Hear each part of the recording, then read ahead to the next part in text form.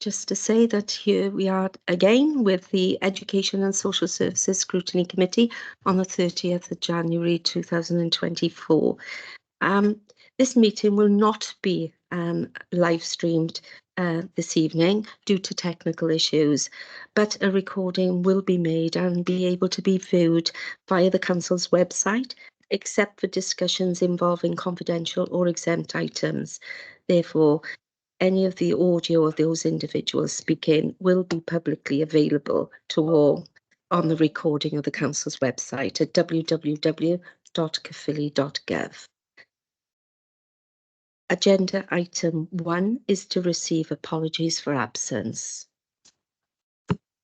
Thank you, Chair. We have apologies from Councillor Cushing and also for Mr Martin Weston, the co-opted member. Thank you very much. I wonder if you could also do the roll call, please, Kath. Certainly, Chair. Members of the Scrutiny Committee, in the first instance, when I call your name, can you please confirm you're in attendance? Councillor Aldworth. Present. Councillor Bishop. I can't, like she was here earlier. Councillor Broughton Petite. Present. Councillor Chacon Dawson. Present, Chair. Councillor Cook. She was here earlier. Councillor Mark Evans. Present, Chair. Councillor Farina Childs. Present. Councillor Gordon. Present, Chair. Councillor Heron. Present, Chair. Councillor Ariana Leonard. Present. Councillor Miles. Present. Councillor Parry. Emma. Councillor John Roberts. Emma. Councillor Julian Simmons. Present, Chair. Councillor Steve Skivens. Emma. Councillor Winslade. Present. Councillor Woodland. Present. And the Cabinet members, Councillor Andrews. Present. Councillor Forehead. Present, Chair. Thank you, members. Thank you very much, Kath. Declarations of interest. Councillors and officers are reminded of their personal responsibility to declare any personal and or prejudicial interest in respect of any item of business on this agenda in accordance with the Local Government Act 2000, the Council's Constitution and the Code of Conduct for both councillors and officers. Can I ask, are there any declarations, please? Councillor Skivens? Yes, I'm a long-serving trustee of CAB in Caerphilly and Blaen and Gwent, so I have a personal and potentially prejudicial interest. Thank you. Thank you. We'll make a note of that. Councillor Skivens, are you saying it's personal at the moment, but it may become prejudicial? Yes, that's correct. I can see on item 7 in particular some discussion on budgets and cases. So yeah, definitely a personal interest at this point. Okay, if you feel at any point it becomes prejudicial, can you please indicate to the committee? Thank you. And you would have to leave the meeting then, Councillor. Yeah. Thank you. Councillor Chacon Dawson? It's on mute. You're on mute.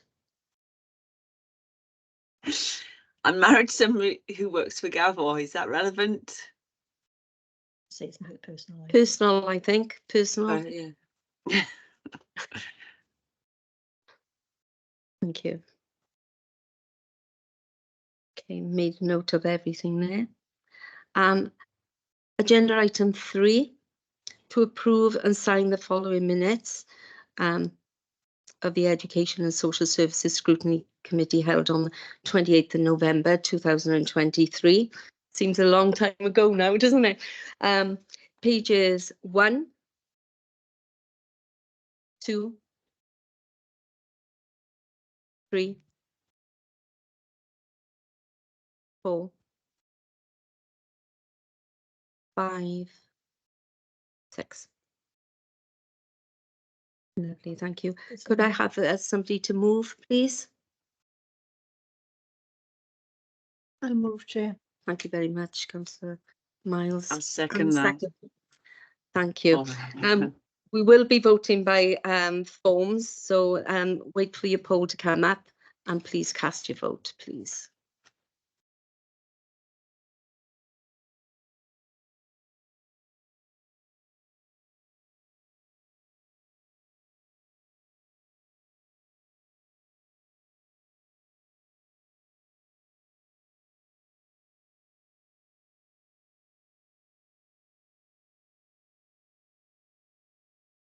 Councillor Hedren, have you been able to vote? Thank you.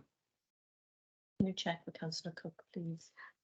Councillor Pat Cook, have you been able to vote, please? No, nothing's coming up. Okay, could I ask how you would like to vote? For. Thank you very much.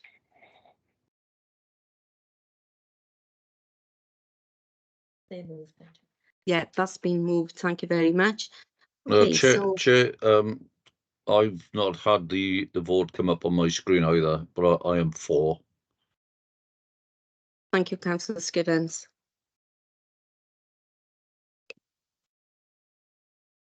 Move on to agenda item 4. Consideration of any matter referred to this committee in accordance with the call-in procedure. Can I ask, Kath? We've had nothing, so we'll move on to agenda item 5, Education and Social Services Scrutiny Committee Forward Work Programme. Right, I believe Councillor Forred would like to come in on that, so yes, please then.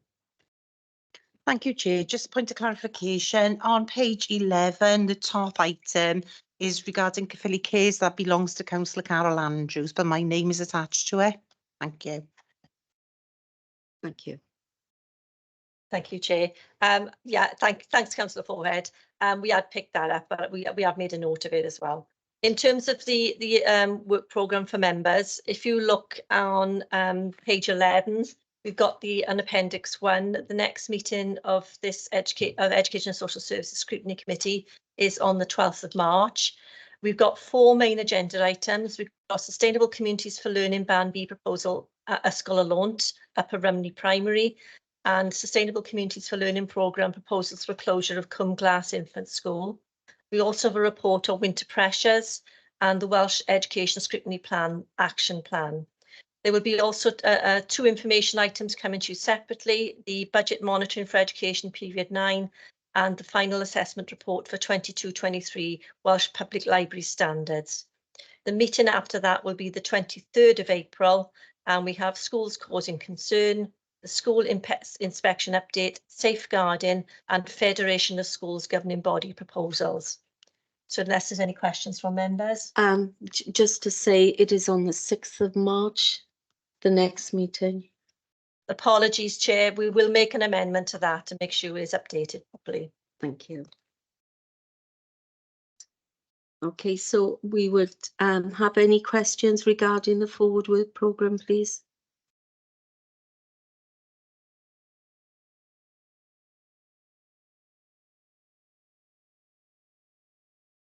Okay, so if we could have a mover, please. Councillor Roberts. Oh, Councillor Roberts just popped his hand up. Thank you, Councillor Roberts. Hello, thank you, Chair. I would, wouldn't I? Can I just ask, when might there be something coming into the forward work plan about inspections of youth clubs and youth centres? I believe Welsh Government is introducing an inspection system similar to school inspections, seeing that we deal with youth. When are we going to be informed about this, please? Diolch yn fawr. Have we got an officer that would like to respond? Kerry. Kerry Cole? Hi everyone. Yes, those inspections are being piloted as we speak, and in fact, our own Paul O'Neill is supporting Estyn with the rollout of those. He's due to return to us after Easter when his secondment's completed. So it is something that we're planning to bring to scrutiny when we know more about it and we can present that report.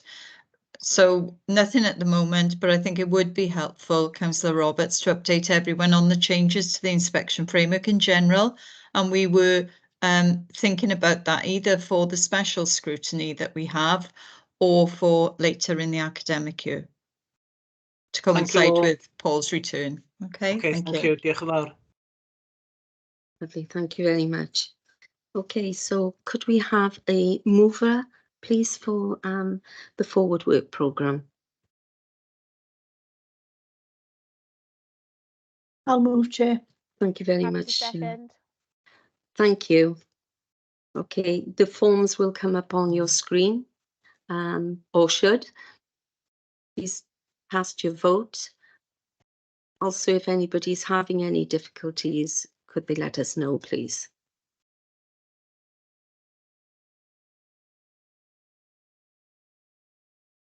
Councillor Skivens? Yeah, nothing's coming up again on my screen, but I'm for the forward work programme. Thank you. Councillor Cook, want to do a verbal one? Councillor Cook, would you like to give your vote? Oh, it looks like she's dropped out the meeting. Chair. Yeah, I think she's having difficulty trying to come into the meeting. But that's moved anyway, Chair. Thank you very much. Okay. Item number 6 is to receive and consider the following cabinet reports. Can I ask, have any of the cabinet reports been? None have been called forward, Chair. Thank you very much. Councillor Forred? Pretty much the same thing as on the last agenda item. On page 14, top of the page, is private wire arrangement. My name's alongside that, but I don't hold responsibility.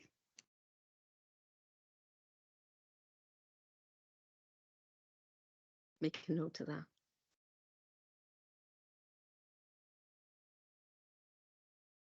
Okay, so we'll move on to agenda item 7.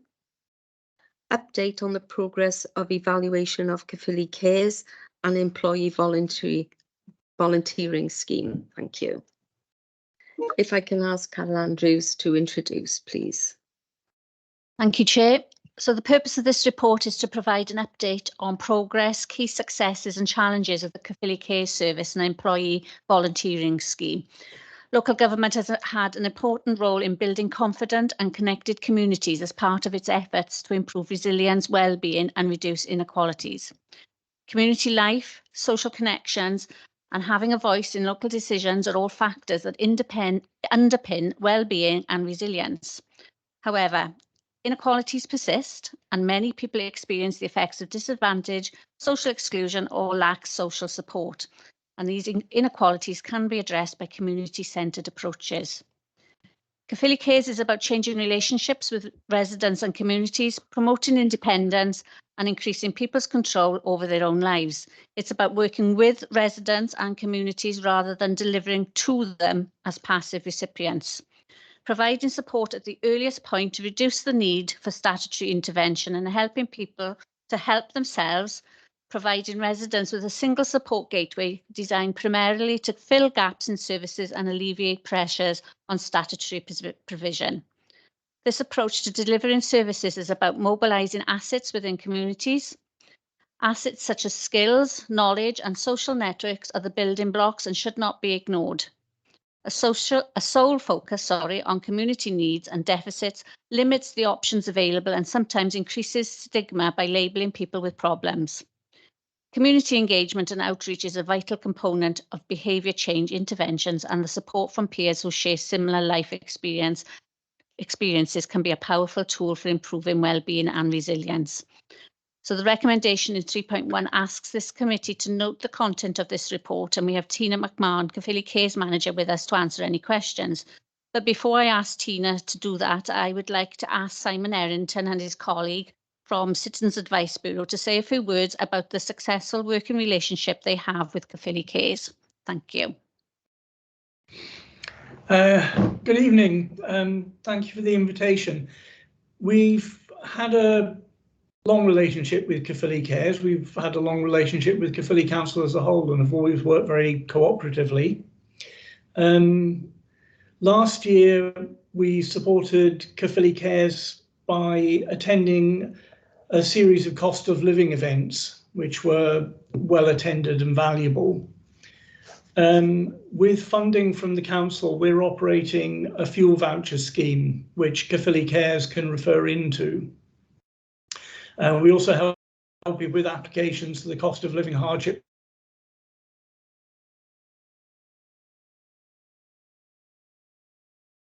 Thank you. I'm unsure whether it's frozen or not. I think we may have lost him. Yeah. Okay. Perhaps Tina Mahone would like to come in there, please. Hi, thank you, Chair. I think what Simon Ellington was actually saying was how beneficial working in partnership was across all sectors, and actually it's that partnership working that has achieved the success and actually provides the support for our residents and communities. Yeah, thank you. We have a few questions, and the first question will come from Marina Shackon-Dawson, please.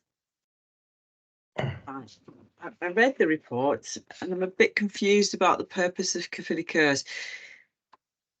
I can see that you're complementary to social services, but when I've been told by Caerphilly Cares workers that they're development workers, which is more of a third sector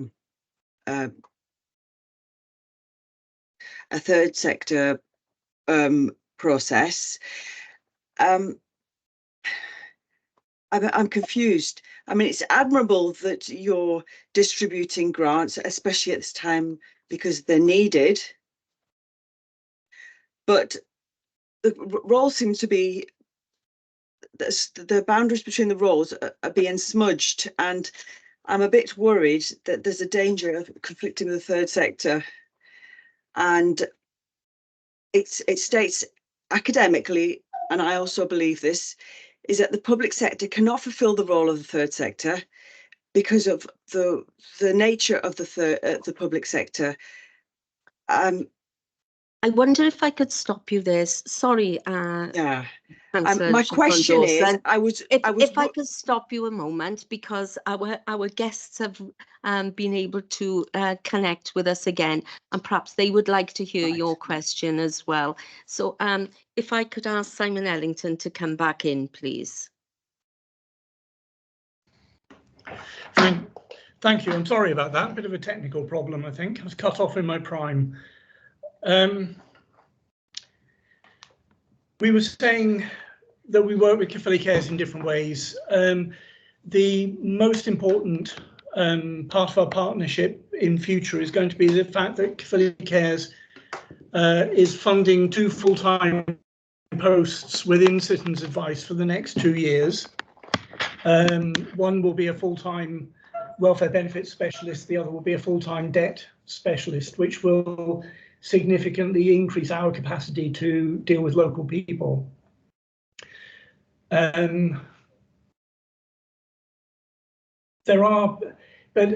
as time goes on, there will be other ways that we work together. We've, as I said before, we have worked together in lots of different ways in the past, and will continue to support each other in the future. We find that our relationship with Caerphilly Cares allows us to share real data, and along with other departments across the council, council staff are very, they take the data on board and they react accordingly, and they try to find a solution to those community problems.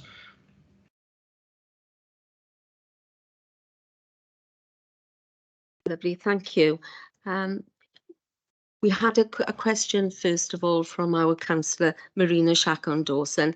I wonder if she would repeat that question so that you Right. can hear it as well. Very sorry to have interrupted, Marina. Right. I've read the report, but I'm a little bit confused with the purpose of Caerphilly Cares. The report says Caerphilly Cares wants to help people to help themselves. But my impression is that they're an extension of social services. I mean, it's admirable what they do. They distribute grants, and it's really needed right now. But it encourages dependence on the grants offered. It doesn't help people to help themselves. We're not criticising that. However, Caerphilly Cares' role appears to border that of the third sector, and it seems to work with Citizens Advice Bureau because you offer the same sort of service.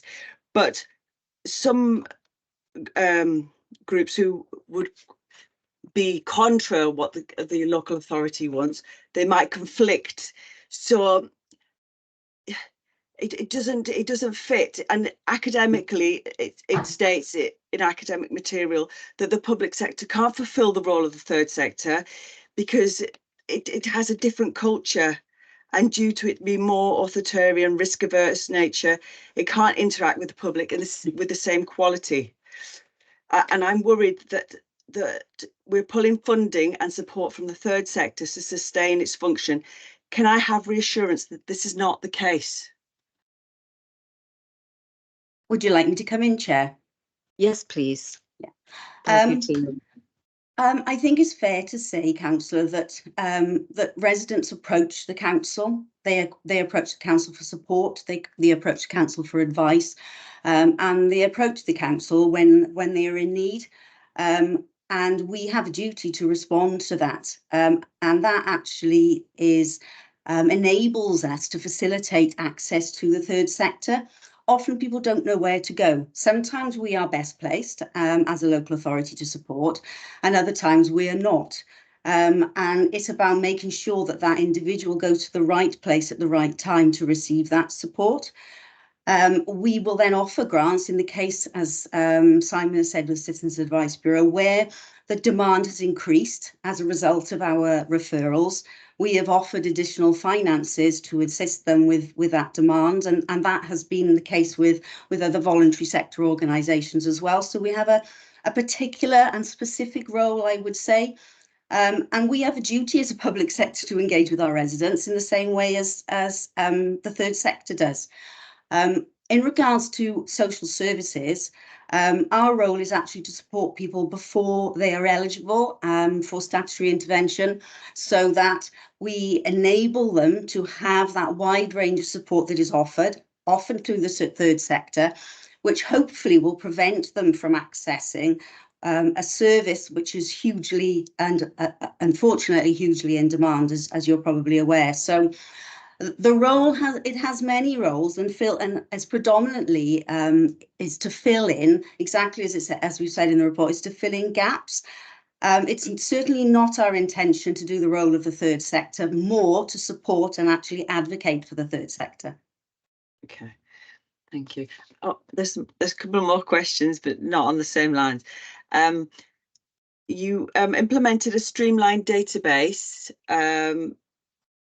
where different departments have come together. How has that been since the inception? Is it functioned well, or are you having issues? That's a very long answer to that. Anything involving databases has its problems, as you can imagine. It's not I have a member of staff who deals with that specifically. I can provide you with a more detailed answer if you like. But emerging data Yes. is always problematic. But I meant, has it improved the role? Has it improved your role and the different departments working together? Has it improved that? Yes, absolutely.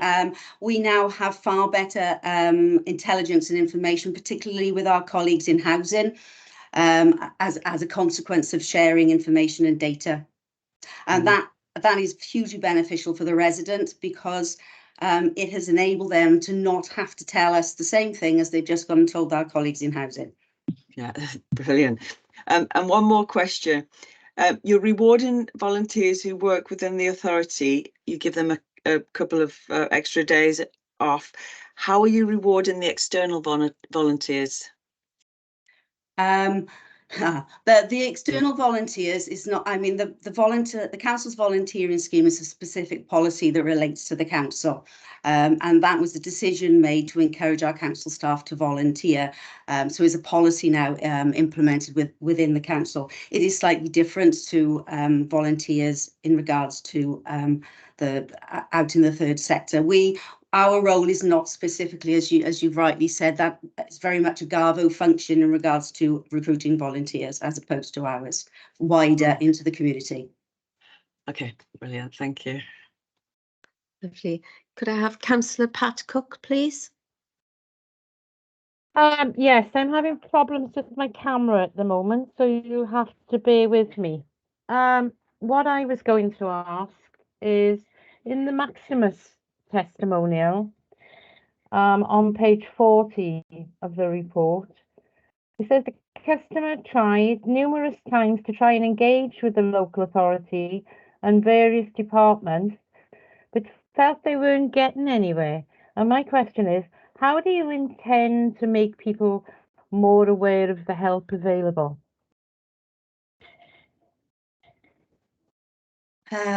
Well, we do promote Caerphilly Cares very widely, and I think that the increase in demand that we've seen and the increase in calls is testament to that. So you know, we publicise and promote as widely as we possibly can. Often word of mouth in communities is better than anything else. Okay, thank you. Smashing. Could I ask for Councillor Brenda Miles? Thank you, Chair. It's a really comprehensive report, and there's obviously a lot of good work being done in this area and a lot of grant money coming in that we're redistributing. The one thing I didn't get from the report was a clear picture of how much it costs Caerphilly Council to deliver on all these projects. I think it would have been helpful if we'd had a financial breakdown of the source of the funding and how we were spending it. I did ask this question before the report was finalised, and I personally received that information, but it's not incorporated into the report. So I think it might be beneficial for the committee as a whole to see that financial summary as well as myself. Yeah. Sorry, there's not a question here. Where is it? Because that was quite detailed, the response. Would you think it would be more appropriate for me to forward that so that the committee members can see the detailed response, Councillor Miles? I think it would be useful, yes, just for us all to get a clear picture, because there's a lot of, you know, there's a lot of money in this project, and I just think the report is unclear about where the money is coming from, how much it's costing Caerphilly Council. So yes, I think councillors would be interested to see the breakdown. So yes, thank you. Could I ask for Councillor Charlotte Bishop, please? Hi, thank you. My first question is from Councillor Judith Pritchard. She can't speak on here tonight, unfortunately. So could she ask for clarification on the chart on page 30, 5.2.10. Befriending is 51 of which 41 community volunteers, 9 CCBC employees. EVC volunteers are 54 out of a workforce of 8,000. Garvo have a volunteers bureau, and Tina, you've just said yourself that private volunteers had Garvo's responsibility. So could you just have some clarification, please? That's my first one. So sorry, could you repeat, what was the clarification on the befriending service in particular? Yeah, why are Caerphilly Council providing volunteers for the befriending service when that's Garva's job? Right. And are we duplicating their job? The befriending service has been a long-established service within social services. It's a service that provides support for social services clients. It transferred over to Caerphilly Cares, but it isn't a new service that Caerphilly Cares has started to deliver. It's a very long-standing social services provision. And it's specifically around referrals from social services. Okay, thank you. My second question, I myself have tried to contact Caerphilly Cares for a couple of my residents on numerous occasions. Not once has anybody ever go back. I can only apologise for that. If you pass those details on to me, the contact that was made and the question or the referral that was made, I look into them. Okay, thank you. Thank you very much. Councillor Steve Skibbons, please. Thank you, Chair. Yeah, I note the report, and I have had discussions elsewhere on some of the the services provided by Caerphilly Cares. But one item of concern to me is on my travels in different organisations and what have you, I'm seeing that a lot of charity organisations are becoming oversubscribed. Now, I don't understand whether this, well, quite often I understand that Caerphilly Cares staff are actually making referrals to those charities, sometimes where they receive no funding or support from the authority. But what is of concern is not just the level of service and scrutiny over those services, but is the degree of sustainability if we now become reliant upon third sector organisations with or without a degree of funding to go into the future. And I look particularly at the change in the way which we provide day centre services, and seeing some clubs and organisations have more people coming forward than they can actually meet the need for. So I just wonder what your take is on that particular issue. It is logistics and operations, really, but do we need to look at perhaps a different way of engaging and maybe supporting such organisations? Thank you. And would Dave Street like to come in on that, please? If that's okay with you, Chair, thank you very much. Thank you, Councillor Skibbons. I think you make an absolute excellent point. What we're seeing across the board is demand for services in terms of vulnerable people really challenging the resources that are available. And I think that mirrors some of the comments that Tina's made to some of the questions she was asked earlier. We are not in competition with anyone in Caerphilly Cares. I think what you're saying illustrates that actually supply out there is outstripping demand, whether that demand is provided by the public sector or indeed the voluntary sector. The sustainability of those services, particularly in a context of the financial challenges which we face, is going to be absolutely key. Because as we all know, with the sort of savings, efficiencies, whatever phrase you want to use, the councils are going to need to have to make over the next few years, we are going to have to look at it to others to close that gap. And that's why Tina's relationship with the voluntary sectors, the work that Tina's done with her colleagues in terms of trying to get volunteers out there, whether they happen to work for the council or not, is going to be absolutely fundamental for going forward. But at the moment, it's very difficult to see a scenario other than when demand is going to outstrip supply, and that's going to really be a challenge for all of us. Thank you, Chair. Thank you. Did you want to come back in on that, Steve? Yes, if I can, Chair. Thanks for that, Dave. Yeah, totally hear what you say, but part of my query was, is there a different way of engagement going forward? Perhaps as the sort of primary authority, can we assist with training or maybe even administration with some of these bodies, which is not direct grants or direct funding, but it would be of great assistance, and some of their costs are tied up in even the provision of rooms for meetings, for example. So I think there are different ways in which we could support them and perhaps assist their sustainability into the future without handing out, direct grant funding. I think it's an excellent point, an excellent suggestion. I mean, perhaps it's something that we could follow up outside the meeting with Tina's help, but I think you're right. Any support that means those organisations are viable for longer than perhaps would other be the case is something we need to explore. Thank you. Thank you, Dave. I'm encouraged by that. Thank you. Thank you. Councillor Ariana Leonard, please.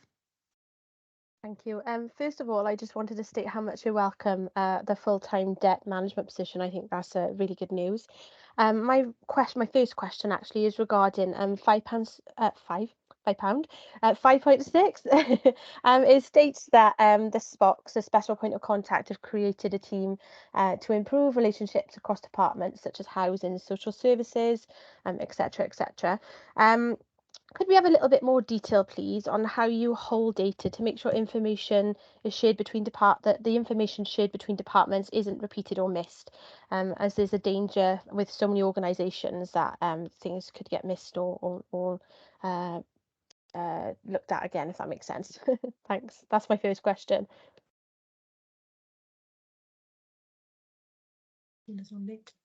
Tina, sorry, you're on mute. Oh, apologies. My colleague is actually with us. I believe he is. Dave Boucher, are you there? Yeah. He is indeed. He's best placed to answer. So you have experts in your team for a reason. He's probably better placed to answer that in the detail that you've asked, if that's okay with you, Chair. Yes. Can you just repeat the question for me? Sorry.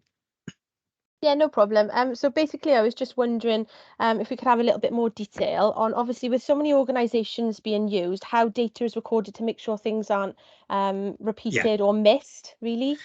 Yeah. So when as the report details, as us being the single point of contact and the gateway into the council for issues relating to community issues at the moment, we would capture the information and take everything down, so they would be the first point of contact for people to come in. So then if we had to relay them to different partners and teams, we would then be able to help them from start to finish without them having to explain the story over and over again to other people. So then we would pass that information on, and then we would hold that then until the person would come to a satisfactory conclusion for their issue.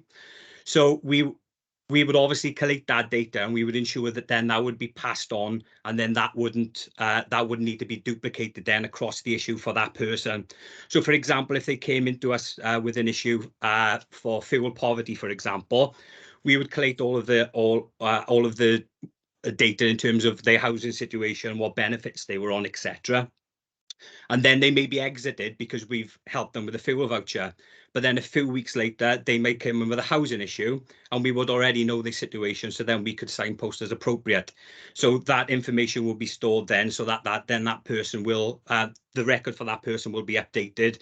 And if needs be, then if they've had issues historically with social services, for example, we have the WICIS system, which we can look at to see how they've been previously supported, whether or not there's any interventions from any other team, and then we could have a holistic picture of how that person is being supported. Obviously, this is quite a new approach in terms of the gateway. So we haven't got information on everybody, but slowly but surely we are ensuring that people who come in as a new person then to us, we make sure that they have the best support that we can provide as a council, and through our through our volunteers, our community, and our third sector, and all working together. So basically, the data will capture all of that to ensure everybody has the same access to services and intervention as required. That sounds fantastic. Thank you very much. Did you want my second question now? Could I come in quickly on that? Because I think there's been a little bit missed on that question. How long do you actually hold that information for? Is it just for the statutory, was it 6 years, or do you at some point delete that information? We haven't got to the 6 years of running yet, so we obviously everything that we've got, everything we got is kept until that point, and then we will relook at that situation then. But yeah, it's a valid point, and that's something for us to look at when we get to that point in a few years' time. Lovely, thank you. Sorry to interrupt, Councillor Leonard, but if you would like to come in with another question, please. That's okay, thank you. I think it's in 5.2, you talk about the buddy scheme. This is for social services.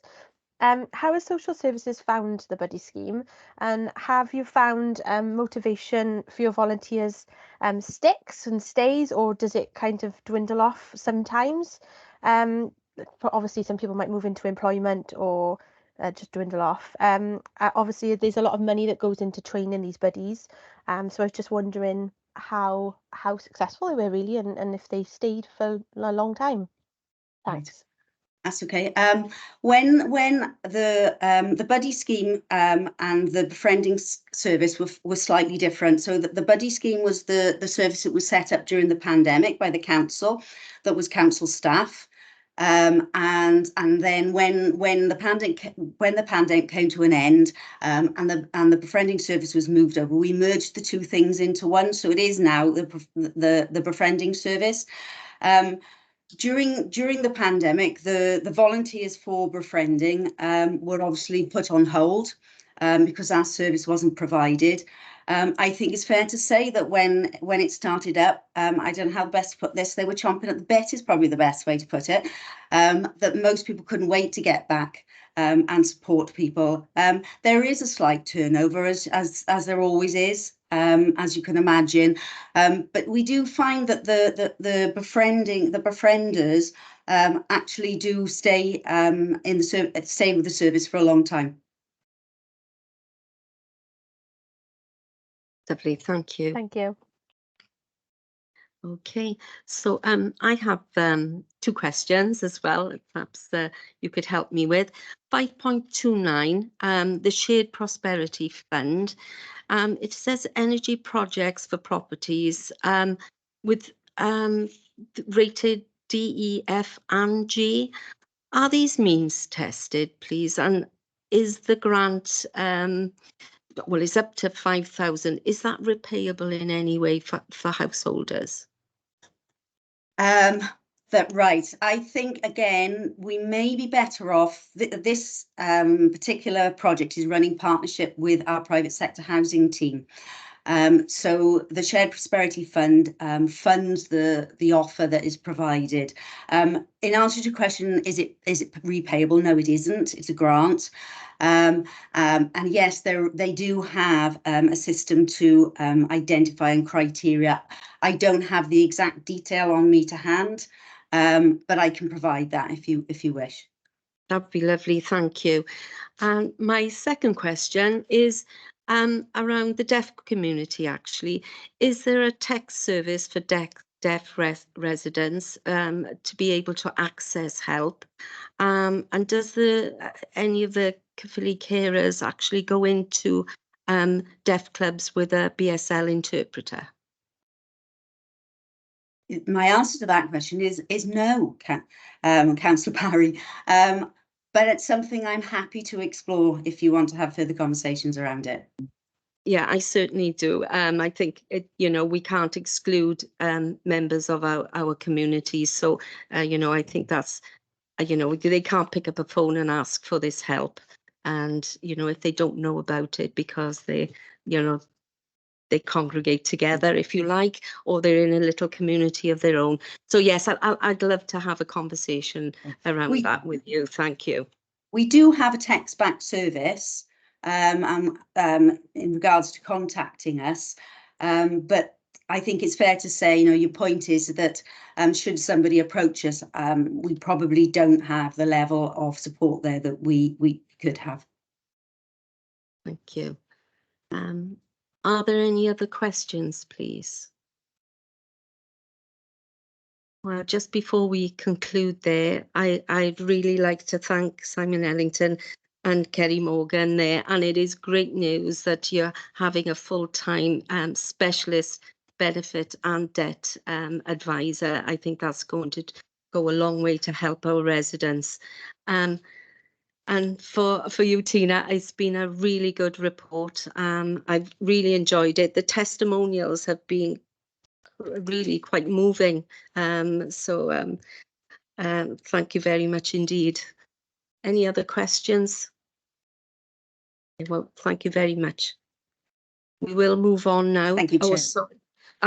Because we've had the recommendations on page 22, I can say we've done that and we've discussed that. So thank you very much indeed. So we'll move on to agenda item 8. And if I can ask Councillor Carol Andrews to introduce, please. Thank you, Chair. So the purpose of this report is to provide members with the final outcome data for secondary schools within the local authority for 2022 to 2023 for the summer of 2023. So for the first time, this year, for the first time since 2019, the Welsh Government are producing Key Stage 4 Always core data sets at individual school level. Each of the last 4 years have used different methods for determining grades, so none are directly comparable. And we've got Ed Price with us, the Assistant Director of the Education Achievement Service, and Sally Speedy, the Principal School Improvement Partner, with us this evening to explain the report in more detail and answer any questions. So I won't say any more than that, and I'll hand straight over to Ed. Thank you. Thank you, Councillor Andrews. Thank you, Chair. The first thing I'm going to do is share a very brief presentation, which I discussed with Kerry Cole. First of all, it will mean sharing screen briefly. It's to give you a very short guide to some of the new measures, because they are old measures, but from 2018-19. But I thought it would be useful for you to see them and have a quick reminder. It's important to remember that we had 5 measures. They are points-based measures, and on the slide on Cap 9, I'll explain in detail what points measures mean. But before 2018, we used to very much rely on CD borderline, and the difference between people getting a grade D and a C was that all schools were incentivized in a way to care about, because of the level 2 threshold, as it was called, where getting a C or above was seen as important. A points-based system, while slightly more complex to understand, does value the contribution of all learners, and that's vitally important. They don't necessarily mean anything for pupils. It's not like the pupils get these points, the pupils still continue to get grades. So in those 5 areas, you've got the Cap 9 literacy measure, numeracy measure, science measure. So those are still there because those are key indicators of life chances as well. And then the 5th one, the Welsh Baccalaureate Skills Challenge certificate, it's used interchangeably in various elements of the Welsh Government data. They've retained as well 5 or more A-star to A's, and there are also performance indicators on gender and eat free school meals. I'll cover some of the key ones on that as well.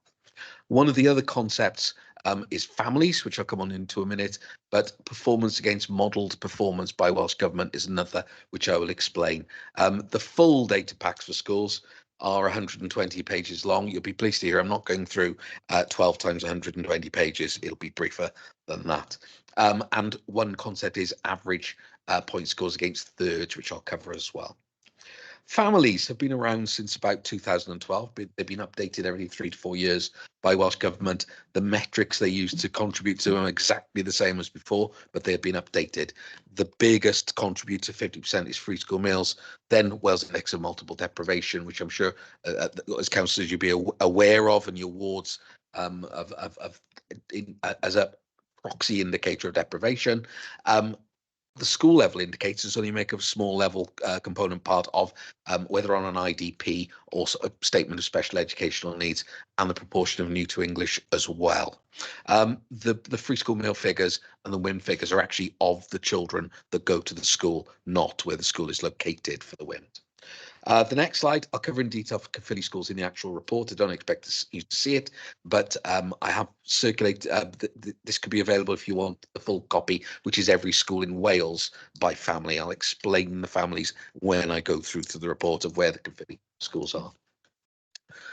On the Cat 9, this is just a very simple table explaining the GCSEs on the left and the points value that each GCSE is worth. You will see that a G grade is worth 16 points to the school, up to an A star, 58 points to the school. Now, you notice I say, and those are what make the figure for the Cat 9 or individual figures for the school. The big difference here compared with previously getting the difference between a D and a C was that every gap is 6 points, isn't it? But the gap from not getting a grade to getting a G grade is 16 points. So it is valuable, and it's valuable for learners' life chances as well, that they get minimum level qualifications, they stay in school and achieve, and schools are rewarded for doing that and focusing on that boundary as well. The vocational, some have double the volume. There's pages and pages of guide here, but it's a simple table to show the value that vocational qualifications include in there as well. On the next slide, I've got the old Cat 9 as it was in 2018 and 19, where they had 5 slots that were reserved. So you had 1 Cymraeg or English qualification, 2 maths-based qualifications, and 2 science-based qualifications, taking up over half of the available slots, for want of a better word. In 2019, and it stays the same, I'm pleased to say in 2023, there are just 3 restricted slots. The rest of the curriculum for secondary school is choice based on the wide offer of Quals Wales. So there is flexibility for our schools there, whilst retaining the core of literacy, numeracy, science, which are core needs of our learners as well. So it's a balance between the two, in my opinion. You've got the examples of how they're made up. So if a learner gets 9 A stars, you would get 522 points. To get the school score for that, you average them all out. That explains the point scores that you'll see on the report. This is a chart.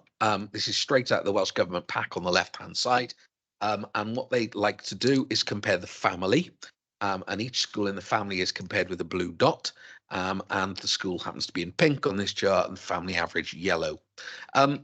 They're scattered because on the x-axis, the bottom of that chart, you've got the pupils eligible for free school meals. Would have been nice if they put the 0 on, I think, to help it, but you've got 0 up to 60% free school meals.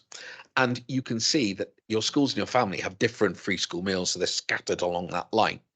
The line is every school in Wales, all 200 odd, I think, no, 200 odd, sorry, 160 odd secondary schools in Wales. Imagine they are there scattered and they draw the line through all of them, but they only leave the ones in your family to see. And you get the idea that you will see that as free school meals increases, performance generally, the trend drops off as a general trend. But there's some variability. They put the grey line in there to say, you know, you should be in that zone. The grey line is probably a little bit wider than that in reality, that if schools are close to the line. What we're looking for in our reports is outliers, if that makes sense. The data on the right hand side is just the numerical values related to that chart of the free school meals of where they are.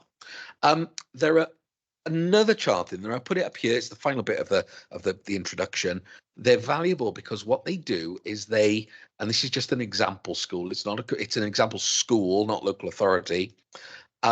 They split the cohort into thirds, not by ability or any socioeconomic factors. They literally say, if you have 120 learners doing a subject, the 40 that did best, the 40 in the middle, the 40 lowest, they average them out and they put them here. What you will notice, your school is the blue dot, the orange dot, and the purple dot. I can't even describe them because they are a little bit messy on the charts. But you get an idea of where you are if you study intensely into it. This shows that for the most able, the blues at the line, schools in this family are pretty consistent, aren't they? For the middle tier as well, the middle 40, or however many it is, it's pretty consistent. But you'll see this familiar across families across Wales. The lowest third is where you see greatest variability. And this, I think, reinforces our view that it is for the lowest ability that our schools have the greatest impact. The most able will do well, irrespective of school, to a certain extent. That's not saying we don't strive for the best provision for them, but it is the least able that we can have the greatest impact as school leaders, school teachers, the quality of teaching, the quality of curriculum. The final chart on this PowerPoint, before I go into the report, explains the variance of what Welsh Government call the modelled estimate. So what they do is they model where you should be as a school, literally by saying, where should you be on the line? So that's what the model is, where you are on the line, but they then convert it into a numerical value. So if we look at the top one, this is the top third, they would be, I'm estimating visually here, probably 30 points above their modelled estimate, because the length of the double-headed arrow, they're roughly 30 points above the line. That's how it works. So that when I show you those numbers later, hopefully that'll bring, I'm endeavouring to bring a little bit of clarity on that. I'm happy to move on to the report, Chair, and take questions at the end or take any now. But if I get to the right, I will keep my version in front of me. It might be helpful for me to point out things, but I'll stop sharing if there are questions. But with the report on the right page, apologies, I'll stop scrolling in a moment. We have the family information. I did want to go back to a couple of points. 5.3. This data is quite late if you consider it. It is late in terms of being late relative to September, when this data was available in schools. LA colleagues, Sally, School Improvement Partner colleagues have been working with schools since September on that, as opposed to waiting until now. But we go through a formal process of checking, which takes time during the autumn term for Welsh Government to make sure the numbers are right. It is there, and we use this data to support self-evaluation processes in schools. It is outcome data, in a way, not performance data of where we are with schools. Estin have said that because of the changes in assessment over the last 4 years, which were referred to in the introduction, they won't be using this data alone or in isolation anyway for a number of years until it merges. So to go on to the report, families of schools. I'll cover Welsh medium first, and it's on screen in front. Families, Welsh medium families are numbered 1 to 6. There are 1 being the most socioeconomically disadvantaged, 2 being the second most socioeconomically disadvantaged. Cymru previous 3 years round was in the most socioeconomically disadvantaged. It's actually changed to a slightly less disadvantaged family. It's crept into that family because it's in family number 1. This is about context now. So I'll use a football metaphor. It's as if they've been promoted a division, so they're now playing slightly harder teams, if that makes sense, when they're compared against those that are there. I think everyone got that analogy, hopefully. For the English medium schools, the most socioeconomically disadvantaged family in Wales is family number 7. Caerphilly doesn't have a school in that family, but it has a range of schools from Idris Davis, the most socioeconomically disadvantaged, Healthy in the next family, Bedwas in the next family, St Kenneth in the next, Blackwood Lewis Girls in the next family, and so on and so forth, to Islwyn, the penultimate one, and Risca, according to the index, the least socioeconomically disadvantaged family within the local authority. There's some quirks which we're exploring and have addressed with Welsh Government there on WIMD data in that area. And then there are families 18, 19, 20, 21, where we don't have schools. So there's a broad spread there for the demographics. In terms of the charts, then on 5.12, if we move on to performance, we have anonymised. We had a lot of discussions at the beginning of January because we had the school data. Welsh Government were going to, publish the data on my local schools. They were going to publish it in January. I have discovered, but it wasn't published at the time of writing this report. I have discovered that it was published at 2:30 this afternoon. So that is publicly available on my local schools, but I haven't included those here. If we want to return in future reports with the named schools, then we can do so, but we didn't think it was right to do so when Welsh Government hadn't published it. You will see when you look at the differences, and I hope you appreciate that the added blue and the added reds, they highlight the schools. Kerry, Sally, Sips, well aware of those schools, particularly the one with the biggest differentials at the bottom. And you will see that there are about half of our schools above average and about half of our schools below. That's compared with Wales. We want to strive for more to be above average, and that is how we judge ourselves in terms of outcomes over time. And I'll show you how that's compared when it's contextualized as well towards the end. I mentioned points, and points can be a bit meaningless, but if you look at the cap 9, what does that minus 59 mean? What that minus 59 means in real terms is 9 subjects, 6 points for a grade difference. So 6 points, this is on 5.14, 6 points, 9 subjects would be 54 points. So what that minus 59, which would be significant, is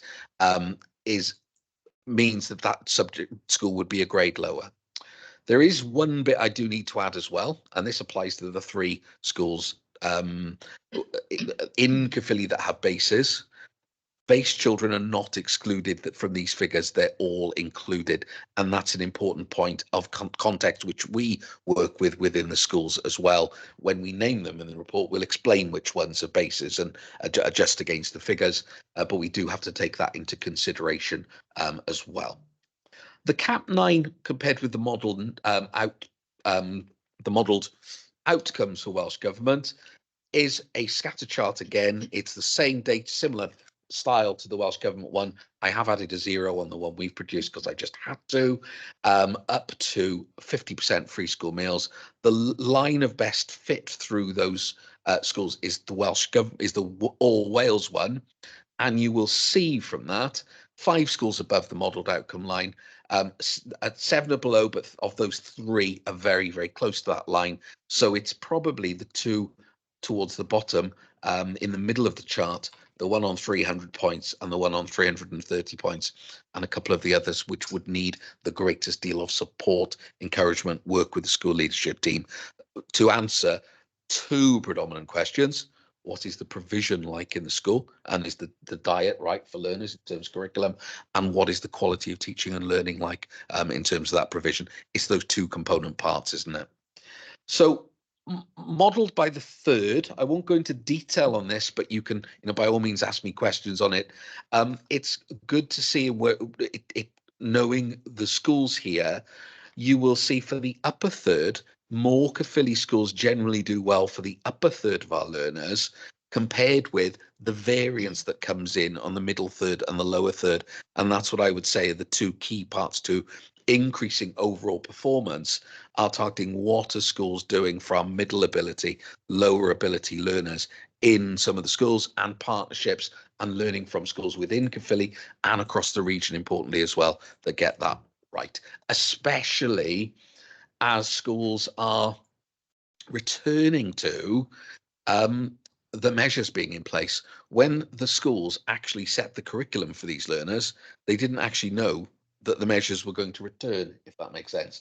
We're now in a position that they very much have, so it is a target and an aspiration to get those to focus on those measures. I'll show you again the scatter graph on page 54, which is on screen now, gives all Caerphilly schools in the upper 3rd of their performance. Each school is represented by 1 dot. So if you see the very distinct dots on the left-hand side, that's 1 school, and the upper 3rd, the middle 3rd, the lower 3rd. At a glance, you can see they didn't put the lines on these. I don't know why Welsh Government didn't publish the lines on these 3 as they did in the dummy packs that we had. Performance is very consistent generally for the upper 3rd, consistent for the middle 3rd, but it's the lower 3rd where you get that variance amongst our schools to address. That's partly compounded by 3 units in those schools as well, which would impact on some of those figures. The other charts, I won't go through it in detail, but you have the literacy measure that I've got on screen again. You've got 5 above, 7 below. You've got a chart which shows you the difference between English language and English literature, because we do not want schools necessarily, you know, focusing on one or the other. Certainly having a foundation of language in place is important for life languages, for e-learners' life chances, and most of them are balanced. You've then got the numeracy measure, again, 6 above, 6 below. These schools are in order of performance within this subject area, not necessarily the same school, and you don't have a particular imbalance between the numeracy and the literacy.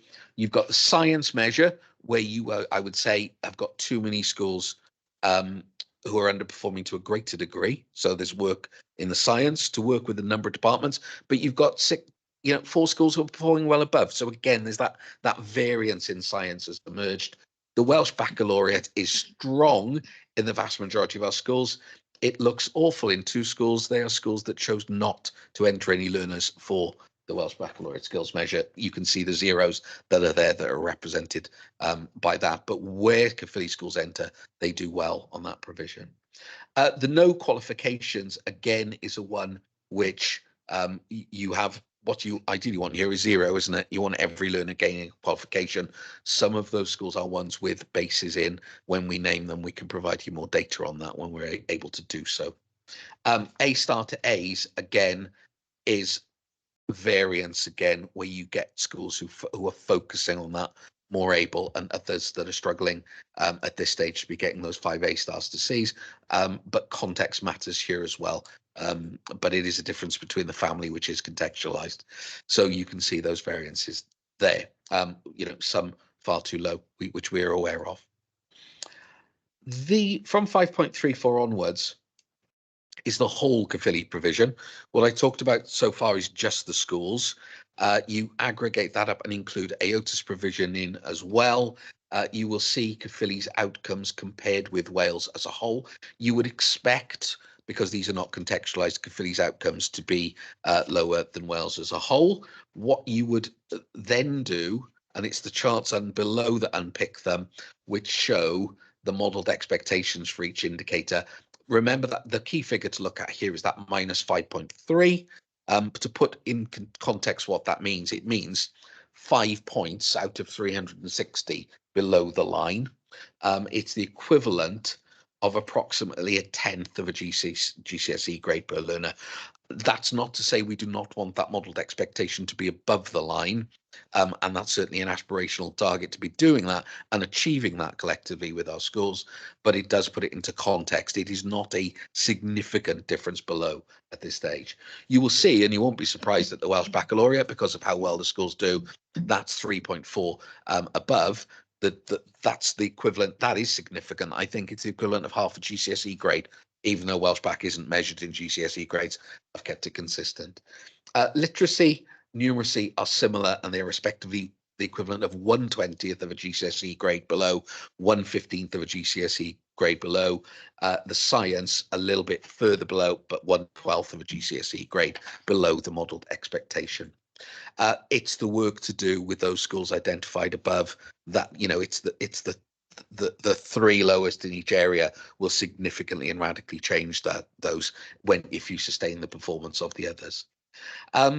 It's the next ones are gender charts, which are quite interesting.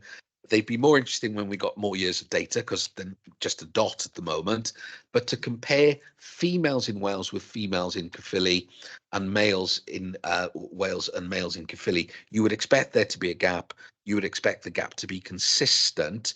It is neither girls nor boys that are more below than you would expect. There's a lot more data on that in the individual school packs. This is interesting.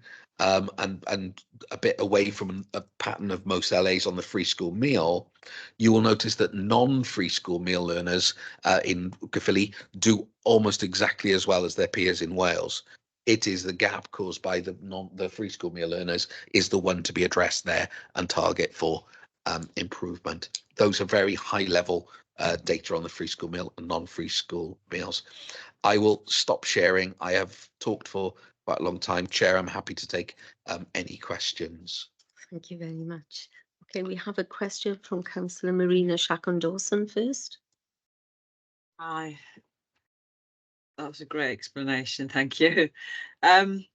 Is there any consideration given to gender reassignment when grading? Because I noticed there was comparisons between male and female. This is data given to us by the Welsh Government. They're measures provided by the Welsh Government. They do not give us any other categorisation in the data that is provided to local authorities across Wales consistently. Thank you. Question from Councillor Anne Broughton-Petit, please. Yes. In table 510, I can see what the family grades are. And the example Ysgol Gyfun Cymrymni is in family 2, which you've explained is a disadvantaged group. What do the positions mean, the 1 to 10? Does 1 mean that it's the lowest out of them for achievement, or is it the highest? What it means is within the family, position number 1 is the most socioeconomically disadvantaged position. However, this is the sort of health warning in this. When you actually look at the metrics, those schools are pretty similar, and a couple of changes in small metrics could move you in 3 years' time into position number 9 without. So what we try to avoid is in discussions with schools, and we did this back as far as 2012, I am in position number 1. I'm the most socioeconomically disadvantaged school. You'd expect me to be lowest. Is not conversations we want to have with our schools. So we treat them all equally, but we publish the data that's there. But 1 is the most socioeconomically disadvantaged. So none of those figures show how well the school was achieving. No, they are absolutely contextual figures. I haven't named any school in here to say how well they're doing deliberately. They are literally the family they're in and the position they're in terms of socioeconomic disadvantage, not performance. Okay, thank you. Question from Councillor Marina Shackon-Dawson again, please. You're on site. Yeah. I did try and take it off, but it wouldn't come off.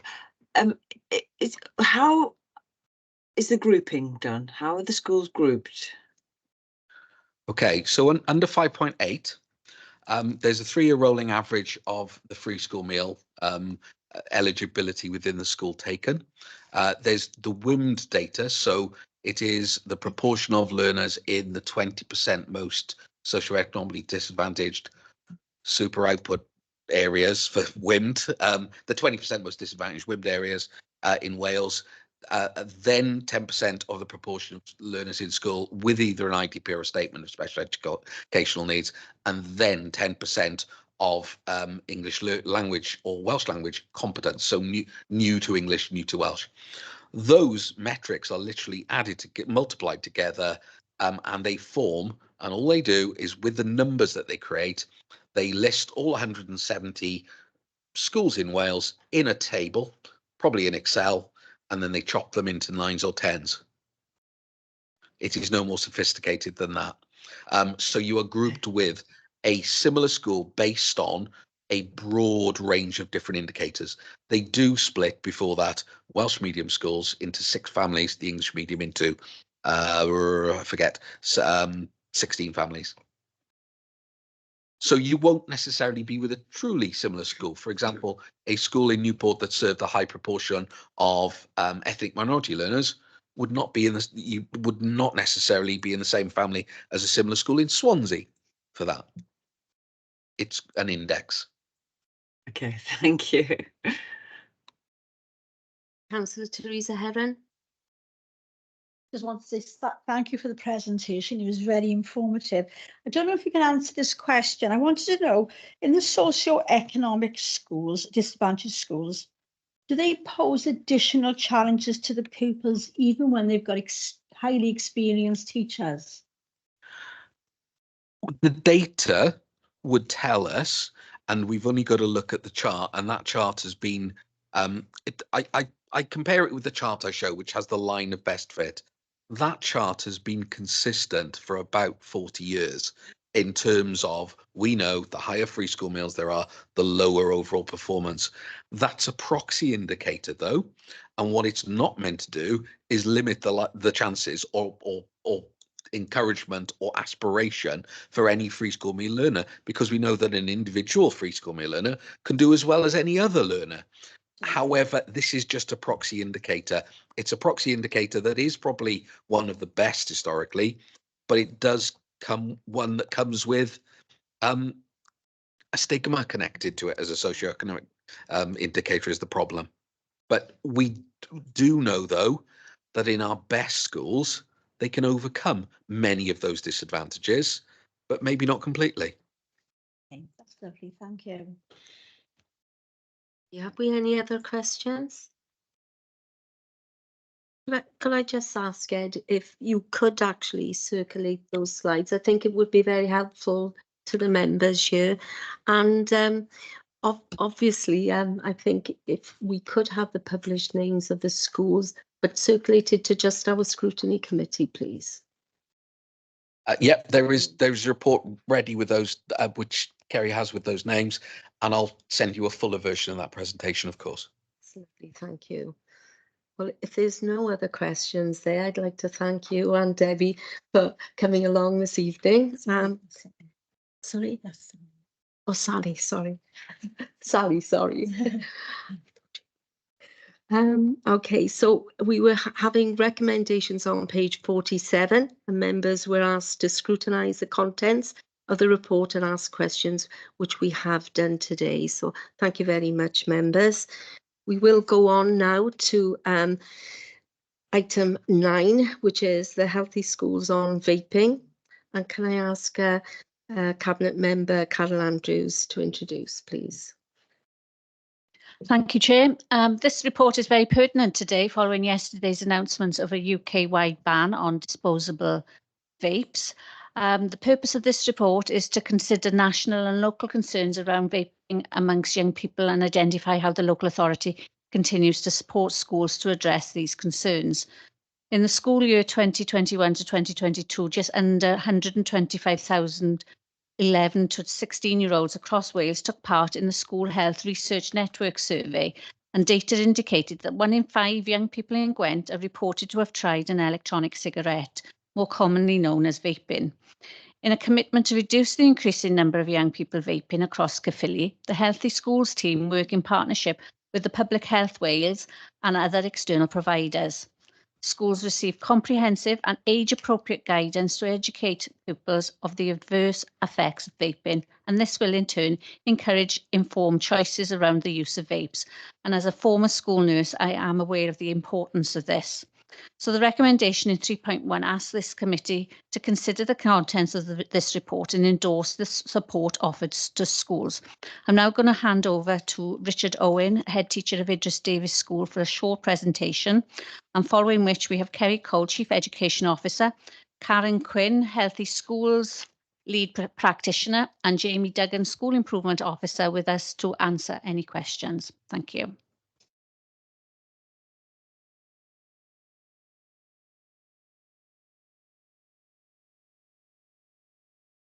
Hi, I'm not sure if I can share my screen or not. I'm not sure whether that's coming through to you on. It is, yes. Yeah, 2 seconds. Sorry, I'll just start presenting.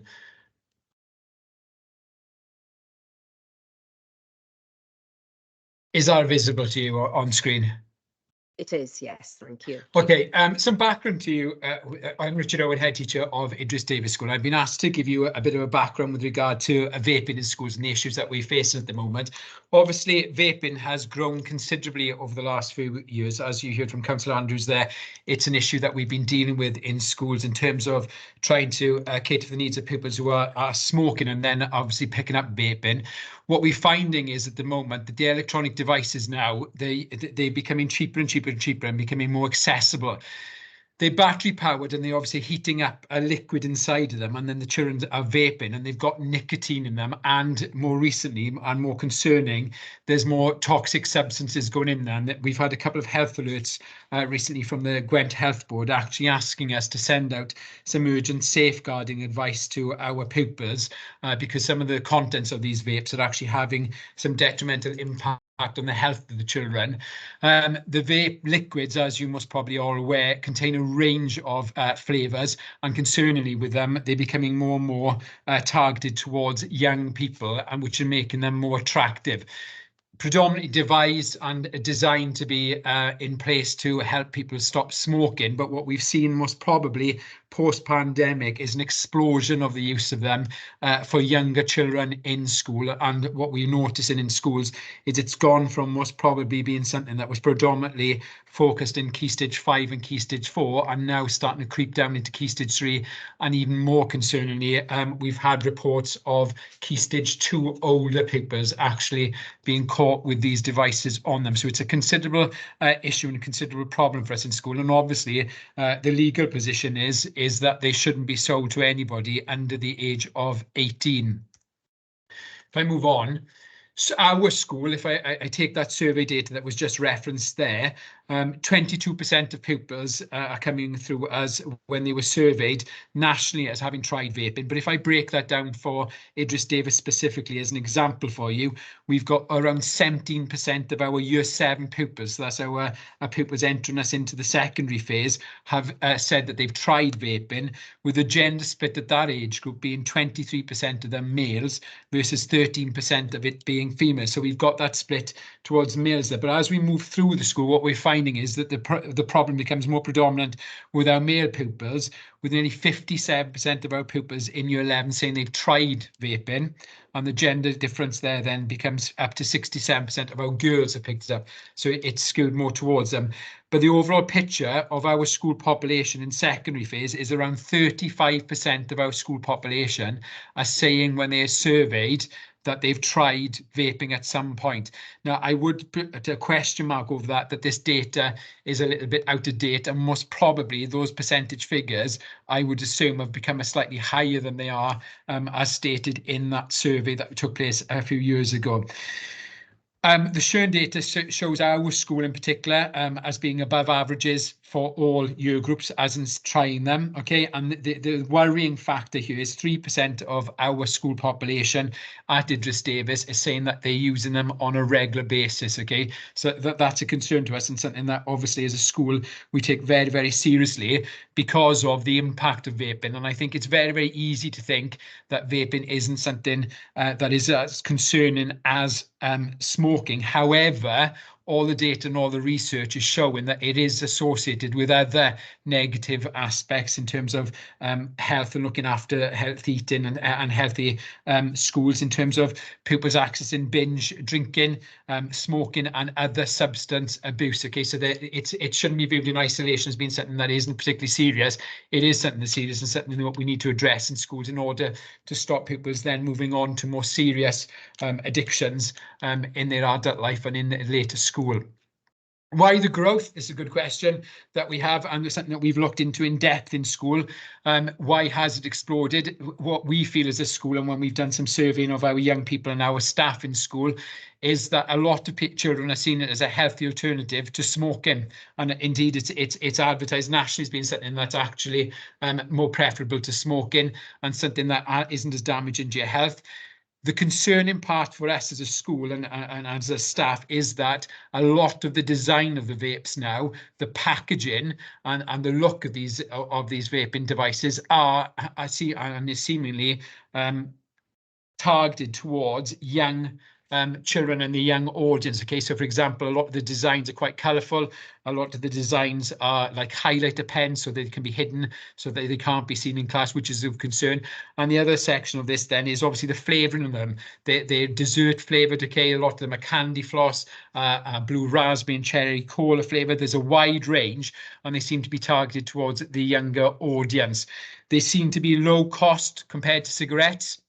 They're widely available when we've spoken to our pupils in school, what they're telling us is that they can pick them up much more easier than they can cigarettes, which is making them obviously more applicable, and they're picking them up and buying them and bringing them into the school building. Okay, and for us as a school, it's obviously much more difficult to detect children who are using them, simply because where somebody's smoking, you can often pick up the smell of smoke on a child. When it comes to vaping, it often disappears quite quickly, and you haven't got the ability then to pick up when somebody is accessing obviously vaping devices. So that's of concern to us in terms of that element of it. But it's very much that targeting of these vapes to the younger audience and the selling them that is concerning us in schools, and what seems to be driving this prevalence of the use in the younger children in our schools at this moment in time. Impact. There's substantial impact across the school. Okay, you've got the issues with regard to children being obviously vaping outside of structured times, and by structured times I mean, for example, if you've got break time, that's unstructured time in school, where the levels of supervision aren't necessarily as high as they would be during structured time. So what we're finding is that where smoking was something that we were actively looking to find children taking part in smoking in certain areas of the school grounds, now we're obviously picking up a lot more children using vapes during unstructured time, and obviously we're responding to that, but it's a lot more difficult to detect children who are vaping about the school, simply because the devices are easily put away and hidden on their persons. Okay, so that it's much more difficult to detect. What the more concerning section is for us is that because they're using this percentage of the population are using them on a regular basis, and they are becoming much more addicted to vaping, is the fact that they're starting now to use them during structured periods of time in school. And by that we mean during lesson time. And this is leading on then into pupils accessing things like the toilet provision in school much more during lessons than we've ever known in school buildings. It's not something that's just applicable to Idris Davis School. What we're finding is that a number of schools across Caerphilly and indeed across Wales are saying that it's very much the children accessing toilets during lesson time is becoming more and more of a problem. And one of the things as a school we attribute a lot of that access to is the fact that they're going into toilets to vape during lesson times.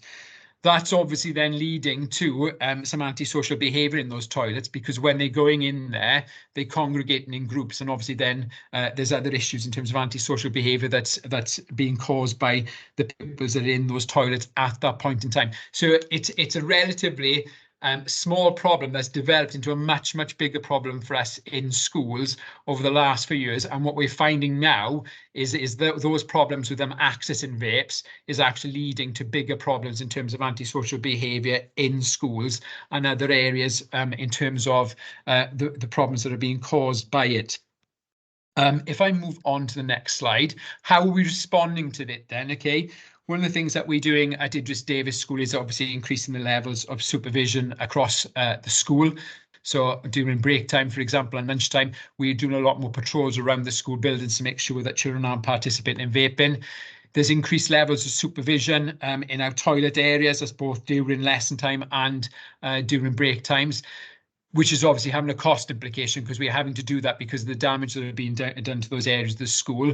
Now, interestingly, recently, as a school, we've tried the use of vape alarms in the toilets, which basically are there to pick up anybody vaping, and it sets off an alarm that sends an email out to designated staff in school, so that obviously we can go in there and then pick up those people who might be partaking in vaping in the toilets at that point in time. The response to the school is something that's really important then, because it's easy to go down the route of using your behaviour system in school to obviously respond to it and in terms of issuing sanctions. But what's really important from our perspective is that we really highlight to pupils the dangers attributable to vaping, and making sure that there's an education programme in place so that when we are catching people partaking in vaping in school, there's the deterrent side of things in terms of trying to prevent them from actually taking part in it again. And also then an education point of view that's put in place so that we're actually educating pupils in why it's dangerous to vape in school and why it's dangerous to vape full stop, and obviously the health benefits of not taking part in smoking or vaping. That's part of our PSE programs, and we've adapted and worked with the Healthy Schools team to adapt their PSE provision in school to try and cater for that, so that we're actually educating children in not taking part in vaping before it becomes a problem and before obviously they start to become addicted to these vapes in school. school. So it's very much a balancing act from our point of view between obviously responding and having a deterrent in place in terms of having a behaviour policy that's there as a deterrent, and then also when we are picking up these children, that we're actually putting in place the education side of things to try and prevent them from taking part in vaping again, and indeed stopping them from taking part before they've actually started, and pushing that education very much down into early years in the school and into primary phase. And we've also worked incredibly closely with our school police liaison officer, so that when we are picking up these children, and there are people that are obviously being picked up on a more regular basis with regards to vaping, that we're actually confiscating the items, having engagement with parents and educating pupils through the PCSO in terms of where they're buying them, how they're getting hold of them, and what we can do to try and prevent that. Because the other side of this then is what we're noticing recently is that because of the cheap availability of the disposable vapes in school, is obviously that children have cottoned on to the fact that they can sell them on as well, and that's becoming more of an issue in school as well. So that's very much the background with regard to where we are with vaping in schools.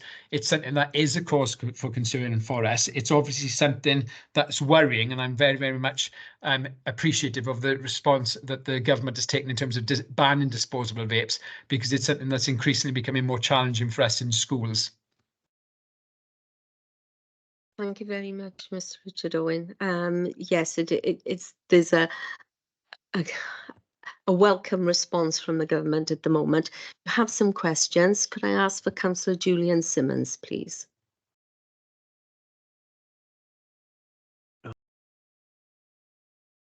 Thank you, Chair. I appreciate that. That's really good.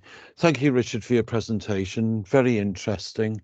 As I put in the chat, there has been a documentary put out by the BBC via Panorama, which was dated in September last year. It is worth a watch, and a lot of what Richard has mentioned today has been mentioned on that.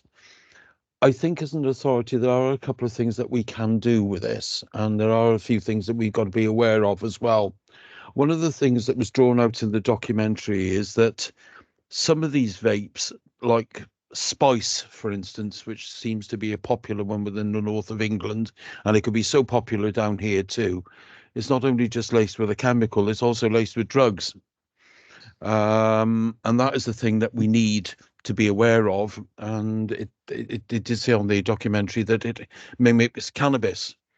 Now, I don't want to obviously scare people, but that is something that we need to be aware of. I also think that our trading standards could help here as well, if it is at all possible, because obviously we get teams of trading standards going out with youngsters selling underage alcohol and cigarettes and whatnot. So I don't know if it's done with vapes as well, but if it's not, I would suggest that as an idea as well. So I'll just leave that there for a moment. And if there's anything else anybody wants to say, I've got to give way. And then if I do need to come back, if that's all right, Chair, I'll come back. Certainly. Thank you. Councillor Shackon Dawson, please. Well, I just checked online, and it states that you don't need a license to sell vapes. And I was going to ask, similar to what Julian's just said, is there anything else the council can do?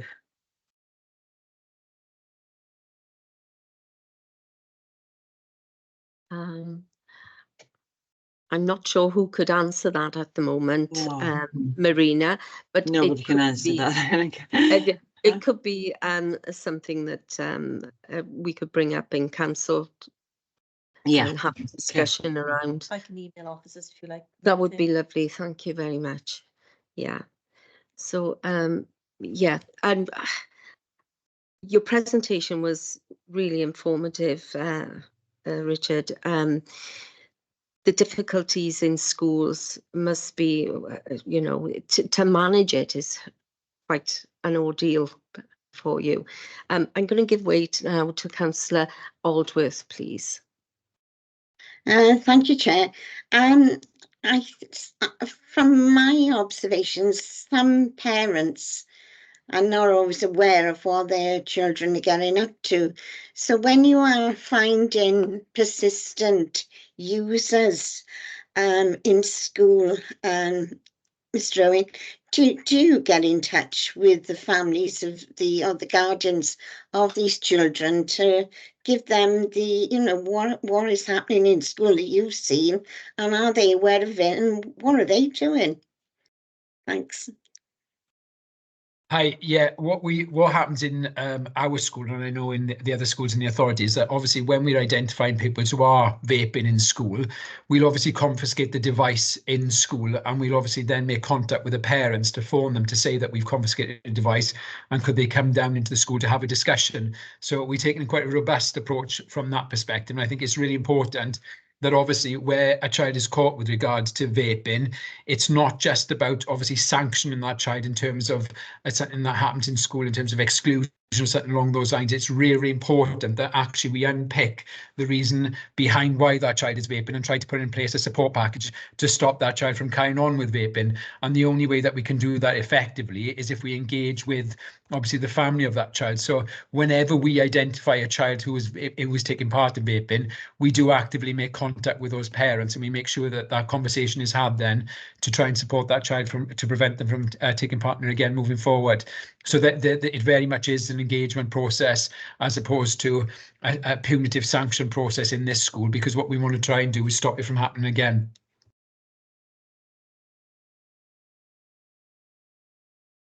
Okay, can I have Councillor Teresa Heron, please? Thank you, Chair. I haven't got a question for Mr. Owen. What I wanted to say was I'm really, really impressed with your structure around it, to challenge it, to try and put a stop to it. And I think we should all agree that what you're doing is an amazing attempt at this, and I wish you every success on that. Thank you very much. It gives us more faith in you as well. Thank you. Thank you. Can I ask Marina, is that a legacy hand, or is it another question? It's another question. Okay. I also agree with what Teresa's just said. It's a brilliant effort. When you educate the pupils, do you find that the young people that are vaping are surprised by what they learn, or they? I'm just wondering what their reaction is. It's difficult, isn't it? Because I think if you look out there in the media, a lot of the publications about vaping is that actually it's a positive thing as opposed to a negative thing. And a lot of the material with regard to vaping for adults is that it's preferable to smoking, which ironically in that presentation we just did then, we've noticed that in school. We hardly ever deal with any instance of cigarette smoking in school at the moment. It's something that we don't generally deal with on a daily basis. Whereas if you went back most probably 3 to 4 years ago, it would be something that we would be dealing with on a much more regular basis. So from that perspective, there is that argument that it has reduced one problem, but obviously the risks of vaping are still, we don't know where we are with regard to the damage that vaping is doing to people. So I think from that perspective, I think there is a bit of a misunderstanding from our pupils' understanding of what it means to be taking part in vaping, because I don't think there is that body of knowledge externally yet in the media that says that vaping is a bad thing, because it's often perceived as being to be more positive than smoking. So it is very much about educating, and for me it's pushing that education right back into primary phase so that we've got children coming through with a clear understanding that actually they shouldn't be starting it, so that we're doing less firefighting in terms of educating people after they've taken part in it to try and prevent them doing it in the first place. But I do think there's most probably a wider communication strategy needed at a higher level than just schools, that actually vaping isn't a healthy thing to be doing. It may be more healthier than smoking, but it's not a healthy thing, and we shouldn't be actually promoting it one way or another. Because I think very much if you look on social media, if you look on TV at the moment, it's seen as something that's better than smoking, and actually nobody knows what it does to you. You're sending the wrong message. Absolutely. Okay, thank you. Yeah. Thank you. Councillor Steve Skivens, please. Yeah, thank you, Chair. Thank you very much for the information. Very interesting presentation and quite worrying, to be honest with you. One thing I'm interested in is obviously prevention is better than cure. Do you have any breakdown on where the supply is coming from with these young people? Is it direct purchases, in which case, as one of my colleagues mentioned earlier, an initiative with trading standards, could have a big impact, or are they acquiring them through the internet direct? Do you have any breakdown on those stats? I don't have an in-depth breakdown. I've only got from conversations with children when we obviously find vapes on children. We ask them where they get them from, and very often they've bought them off other people that they know and friends. And I think if you look online, they're readily accessible, and you can buy the disposable ones in bulk. And I think it's a couple of pounds per vape. And what's increasingly becoming a problem for us is children selling them on to other children. So I think there's most probably a ready supply from the internet and from people who are buying them. But they are telling us that they're very, very accessible in the local community. Now, we can do a piece of work in school to find out exactly where they're getting from, but then that's dependent on the honesty of the children actually saying who their suppliers are for those devices. But I know if you look on there, on the internet, they're readily accessible. You can buy them for, I think there was one that we looked at today when we were looking at this for this presentation, for £2-3 for, I think they call it 600 puffs is what they call them. So they're readily available as long as they can order them and they've got a card to buy them with, which is worrying, very, very worrying. Thanks for that. Chair, if you could indulge me, is this we have a cabinet member in attendance and obviously the chief exec.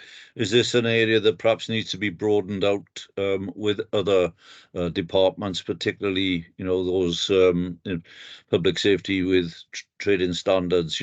This presentation is very useful for us, but I think it's broader than just our scrutiny committee. Richard Edmonds, please. Yeah, thanks, Chair. I think all the councillors that have spoken this evening and Mr. Owen as well have done a fantastic job of highlighting the challenges that face us. I think you're absolutely right that this runs beyond the Education Scrutiny Committee, and I just wonder whether it might be something we'd want to consider replaying as a kind of broader member seminar. I'm not saying we'll necessarily have all the answers, but we could have a wider cadre of council officers in attendance, perhaps talk through in a little more detail what we're doing across the organisation in support of colleagues like Mr. Owen. So certainly happy to consider that, Chair, if a Cabinet member and others would like us to do so. I think the consensus is yes there. Lovely, thank you.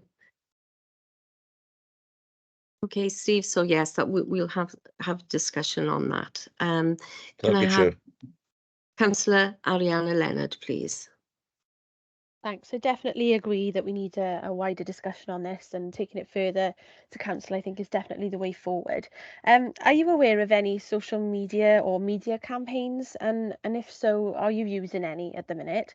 If not, I was just thinking, is this something that we could look on as a local authority and work alongside maybe possibly the comprehensive school children in particular, and maybe we could put together and work together, maybe creating a film project or a competition that they could work towards. Something that we could work together with. I'm not sure how we would go about that, but we could definitely talk about it. Yeah, we generally don't tend to put on our social media streams. What we tend to use our social media streams for is if there's any public health warnings that have gone out. So, for example, there was a suggestion just now with regard to some of the dangerous substances in some of these vapes, and we send that out over our social media streams. But certainly it's something that we would be more than interested to take part in, to design a competition and take part in something along those lines, to design some resources for social media, because I think that'd be extremely useful. We obviously do use the materials that we've got in our PSE provisions across the school, but it's something that I think is definitely something in order to highlight the profile of it would be worthwhile looking into, and we would be more than happy to take part in that as a school. Fab. Can I just come back? What I think I meant was that if you could if we could put together a video that then you can then share with the students to show about and highlight the problems we have with it and the dangers of it, that you could then share out across schools, really. It's a really good idea and something we can definitely look into as a school. More than happy to do that, yeah. Okay. Thank you. Councillor Julian Simmons, please. You're going to get fed up with me, Chair. No, I was just going to say I just endorse what I've just said about that documentary. Have a watch of it because it is interesting. But there were a couple of things that came out of that, and as we've been talking about health issues, one of the concerns that did sort of hit me in the face, so to speak, was that saying that this could take up to 40 to 50 years before we realise what damage vaping has done to our youngsters, and that's frightening. You know, that it's going to, you know, take that long for us to recognise really what's gone on, and the effects it could have on our population. The other thing I sort of picked up on, which I thought was interesting, is that the irony of some of this is that China has banned the making of fruit vapes, but yet in their own country, but yet they continue to export to us and other countries. And I mean, I know we're only a small little organization compared to the world frame, but there's the irony of that too. And I don't know what the answers are on that. I mean, Australia has a system of getting vapes on prescription, but I can see pros and cons against that. So if I can leave that there, but there's just a couple of ideas, food for thought for us really. And I would like to endorse what Ed said about having a sort of wider discussion on this. I think that would be a very good idea. Thanks for that. I promise I'll shut up now. I think bringing more awareness about it can only be a very good thing. I applaud you for doing what you are doing at your school. Can I ask, does any information from local shops that are selling this ever come to you, and do you pass it on to the police? Yeah, so we work very closely with our police liaison officer in school. So where we are able to identify where children have bought the materials for their vaping devices, we pass that information on, and our PSSO is very, very supportive and goes out and then into the local community. So we have very, very good engagement with those police liaison officers and work with them closely on it. So yeah. Lovely, thank you. Well, your presentation was quite something actually, and very, very welcome here. Is there any other questions here for Mr. Owen? Well, I thank you very much for your informative. Oh yes, sorry, there is one other question. It's from Councillor Colin Gordon, and it's really for the officers in some ways, or maybe the schools. He's become aware of vaping on school buses on the way to school and on the way back. Is there any way of policing that, please?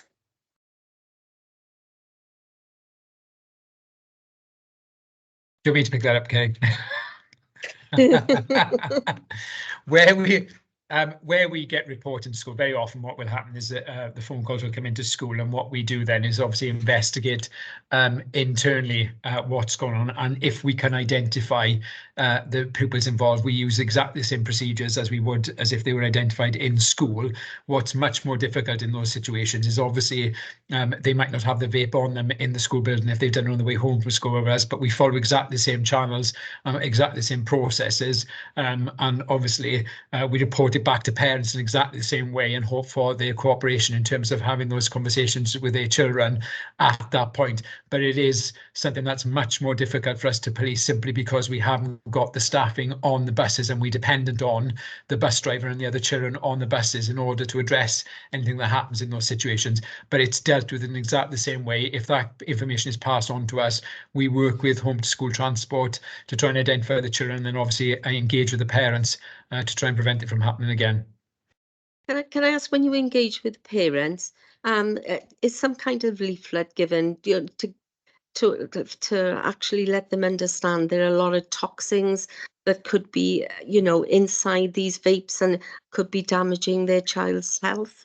We haven't got that level of information, but it's certainly something that I think would be quite useful if we had that available to us, because what is often happening is we have those conversations about the information that we hold in school, but I haven't got an actual public health leaflet that would be quite useful actually to give out. So if that may be something that would be worth considering, creating and putting something together with some health experts, because obviously it's something that we haven't got expertise in, but would be more than welcome, more than willing to work with health professionals to develop that for our parents, so they've got a clear understanding of the risks involved. Lovely, thank you. Well, I have a little, I may be able to help in that direction somewhat anyway, so I will try my best there. All right, so Councillor Teresa Heron. Thank you, Chair. I just wanted to know that obviously, you know, the children who are the consistent, frequent offenders of vaping. Has any teachers reported back to you that they've observed a lack of concentration or focus within some of these children? Yeah, and that area is what's becoming more of a concern, because what we're finding is for that small percentage, and it's not a substantial percentage, a small percentage of the school population who are becoming addicted to vaping and having to go back and forth to the toilets. What we are finding is we know who those children are and how disrupted their lessons are becoming because they're in and out of class. There was an instance, and it's a one-off instance, but it's something that I can share with you as an example, where we had to do an investigation in school regarding a different situation, but we identified through that investigation one child visiting the toilet areas, I think it was in the region of 15 times within a given time frame of a school day. And it turned, when we had the conversation with the child about what was going on, was this something that we needed to help and support with? It was because they were vaping in the school toilets. So it's something that is actually becoming more of a problem for those children who are becoming addicted to vaping.